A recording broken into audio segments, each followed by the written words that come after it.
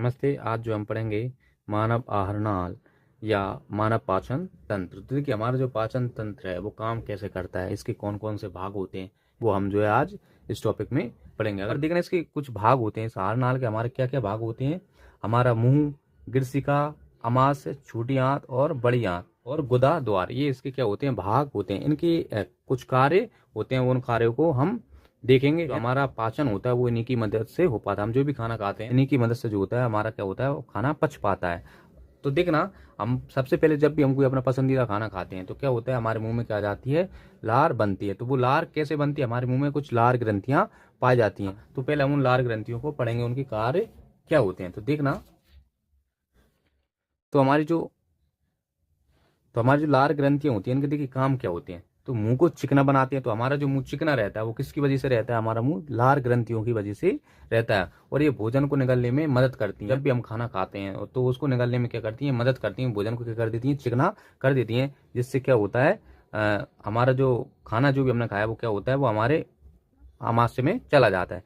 और जो हमारे खाने में बैक्टीरिया होंगे, हानिकारक बैक्टीरिया होंगे, है ना, तो उनको क्या कर देती है, ये खत्म कर देती है। हमारे लार में एमाइलेज एंजाइम होता है जो भोजन में उपस्थित स्टार्च को तोड़ता है। तो हमारे लार में क्या उनसे एंजाइम होता है, एमाइलेज एंजाइम होता है जो क्या करता है, जो भी हमारे खाने में स्टार्च होगा उसको क्या कर देता है, ये तोड़ देता है। तो ये तो थे हमारे किसके, लार के कार्य। देखिए हमारी जो गिरसिका होती है, अब जो हमारा खाना जो है मुंह से होता हुआ गिरसिका से जाता है, गिरसिका की मदद से कहाँ पहुंच जाता है, हमारे स्टोमक या आमाशय में पहुंच जाता है। जो गिरसिका होती है इसके भी कुछ कार्य होते हैं। इसकी जो लंबाई होती है वो क्या होती है, 25 सेंटीमीटर लगभग होती है ना। ये क्या करती है, जो हमारा भोजन है उसको क्या करती है, श्वास नली में जाने से उसको रोकती है। और जो गिरसिका हमारी ये पाचन क्रिया में भाग नहीं लेती। इसका काम एक ही होता है, ये रास्ता देती है ना, एक रास्ता होता है। इससे क्या होता है, हमारा भोजन जो है कहाँ पहुंचता है, सीधा हमारे आमाशय में, पेट में पहुंचता है। तो देखिए अब जो हमारा पाचन जो स्टार्ट होगा वो कहाँ से होगा, इस अमाशय से स्टार्ट होगा। तो देखिए अमाशय के भी कार्य होते हैं, है ना। तो अमाशय के क्या कार्य होते हैं, अमाशय जो है इसमें एसियल अम्ल पाया जाता है जो क्या करते हैं, खाने को पचाने में मदद करता है। तथा प्रोटीन का जो पाचन होता है वो हमारे यहीं से शुरू हो जाता है। हमारे मुंह हमारे खाने के बैक्टीरिया जो है मुंह की लार नहीं मार पाती, तो उनको क्या कर देता है, उनको जो हमारा अमाशय है वो खत्म कर देता है। तो इसके भी कुछ कार्य होते हैं, वो हम उनको देखते हैं। देखिए अमाशय का मुख्य कार्य भोजन के पाचन का है ना। तो इसका काम क्या है, भोजन को पचाना होता है ना। वो पचाता कैसे है, इसमें एसियल अम्ल पाया जाता है, हानिकारक जीवाणुओं को नष्ट करता है। तो मैंने बताया था कि हमारे जो लार है, लार से अगर जो कुछ बैक्टीरिया बच जाते हैं वो नहीं मर पाते हैं ना, तो उनको कौन मार देता है, हमारा जो अमाशय है वो नष्ट कर देता है ना। किसकी मदद से, एसीएल की मदद से नष्ट कर देता है ना। इसमें एसीएल अम्ल होता है। इसमें भोजन जो है 2 से 3 घंटे तक रहता है। तो जो भी हम खाना खाते हैं वो लगभग 2 से 3 घंटे तक इसी में रहता है और वो पचता रहता है धीरे धीरे। के अलावा जो हमारा अमाशय है वो क्या करता है, भोजन को अस्थायी रूप से संग्रहित करता है ना, कुछ समय के लिए रोक के रखता है वो पेट में, है ना। और जो है इसमें प्रोटीन का जो है पाचन यहीं से शुरू हो जाता है। इसमें एक पेप्सिन नामक एंजाइम पाया जाता है जो क्या करता है, प्रोटीन को पचाने में मदद करता है, उसको तोड़ तोड़ देता है ना। इसके बाद जो है हमारा खाना कहाँ पे जाता है, छोटी आंत में जाता है। तो जो हमारी छोटी आंत जो है इसका सबसे ज़्यादा लंबाई होती है। जो हमारा जितना बड़ा जो हमारा पूरा जो आरनाल है उसमें सबसे ज़्यादा लंबाई किसकी होती है, वो हमारी छोटी आंत की होती है। वो लगभग कितनी होती है, 6 से 7 मीटर तक इसकी क्या होती है, लंबाई होती है।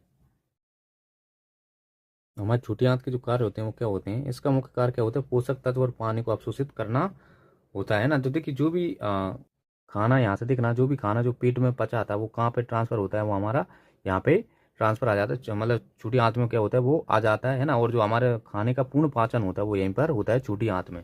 तो इसका काम क्या रहता है, इसका कार्य एक ही रहता है कि जो हमारे खाने में जो भी पोषक तत्व थे उनको क्या करती है, सोखती है ना। और जो भी उनमें पानी था उसको क्या कर लेती है, सोख लेती है। और क्या करती है, जो अपशिष्ट पदार्थ जो खाना पच नहीं पाता उनको क्या कर देती है, बड़ी आंत में ट्रांसफर कर देती है।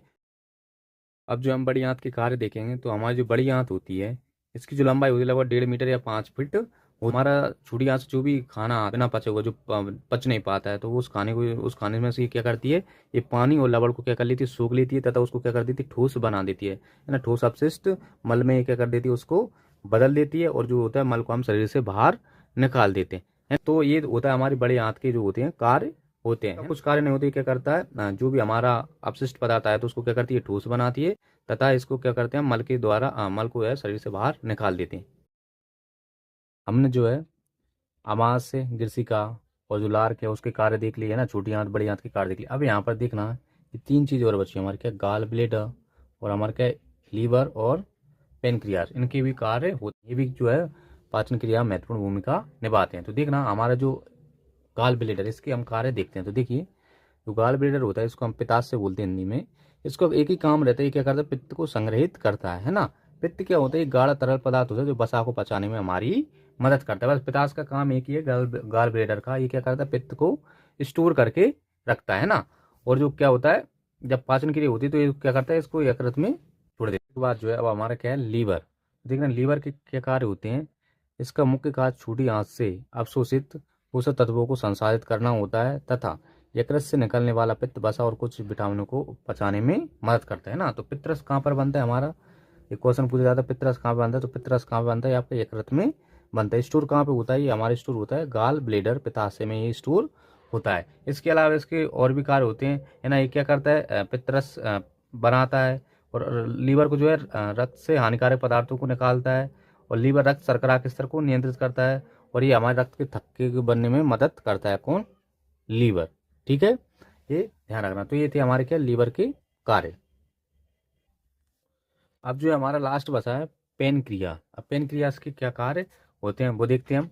देखना पेनक्रियास के क्या कार्य होते हैं हमारे, ये जो रहता है पेनक्रियास, ठीक है, ये वाला, ये जो हमारा क्या होता है पेनक्रियास, ये था हमारा क्या, गाल ब्लेडर।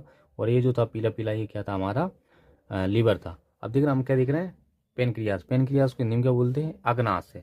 देखिए पाचन के लिए एंजाइम बनाता है, एंजाइम शर्करा वसा और स्टार्च को तोड़ हमारी भूख को नियंत्रित करता है। जब हमको भूख लगती है ना, ऐसा हमको जल्दी खाना नहीं मिल पा रहा है टाइम पर, तो क्या करता है उस टाइम थोड़ी देर के लिए इसको क्या कर लेता है, कंट्रोल कर लेता है। और जब हमारा पेट खाली हो जाता है तो उसका ये समय बता देता है कि हमको भूख लगने लगती है ना। तो कभी कभी हमको ऐसे भूख लगने लगती है, ये क्या करता है, तो ये कौन बताता है हमको, अग्नाशय या पेनक्रियास बताता है। ये रक्त शर्करा को क्या करता है, नियंत्रित करता है, ब्लड शुगर को क्या करता है, ये कंट्रोल करता है। तो ये था हमारा बाहर